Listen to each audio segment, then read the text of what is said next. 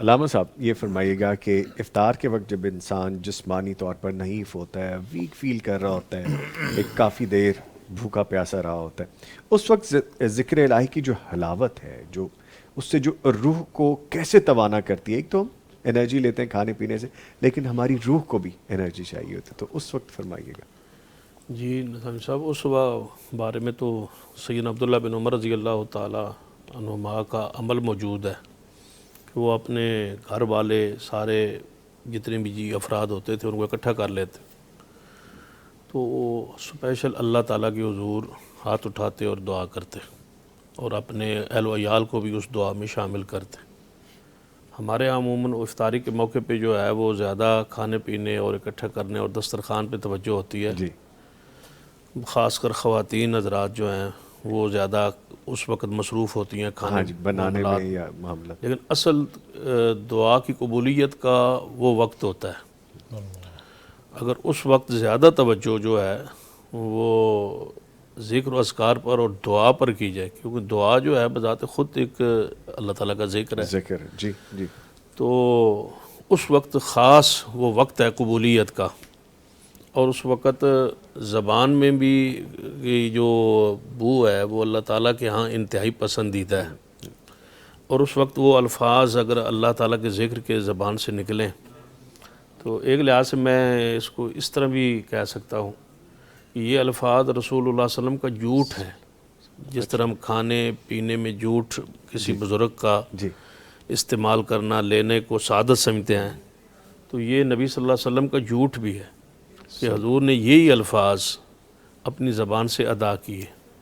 اگر وہی آپ الفاظ اسی طرح ادا کریں گے تو یقیناً یہ آپ کو ایک عجیب لذت محسوس ہوگی۔ امام عبداللہ بن مبارک رحمۃ اللہ علیہ کے بارے میں آتا ہے جی، کہ وہ نماز پڑھانے کے فوری بعد اندر حجرے میں تشریف لے جاتے، تو لوگوں نے کہا کہ آپ تھوڑی دیر بیٹھ جایا کریں، اور لوگوں نے کوئی مسئلہ مسائل کرنے ہوتے ہیں آپ سے، تو انہوں نے کہا نہیں، اندر جا کے رسول اللہ صلی اللہ علیہ وسلم سے ملاقات ہو جاتی ہے۔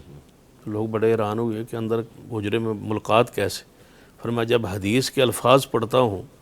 تو ایسے محسوس ہوتا ہے کہ میری رسول اللہ صلی اللہ علیہ وسلم سے ملاقات ہو رہی ہے۔ جی،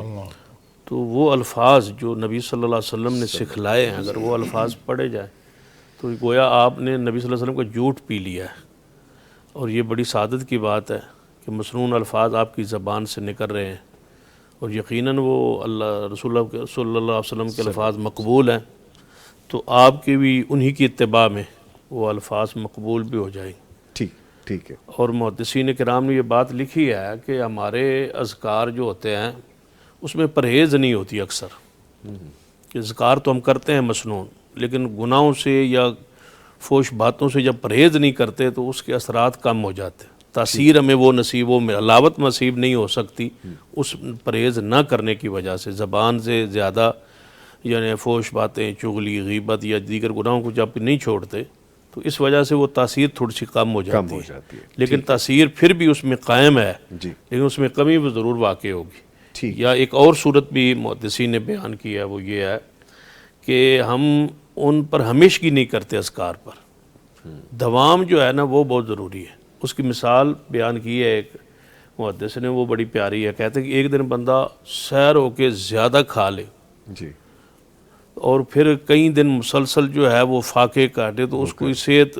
جو ہے وہ اس کو نقصان ہی ہوگا، صحت خراب ہی ہوگی۔ ایک دن تو زیادہ کھا لیا جی، اور پھر کئی دن مسلسل فاقے برداشت کی تو اس کی صحت، اس کا جسم جو ہے وہ صحت مند نہیں رہ سکتا، کنٹینیوٹی نہیں رکھی۔ ہاں سوری میں آپ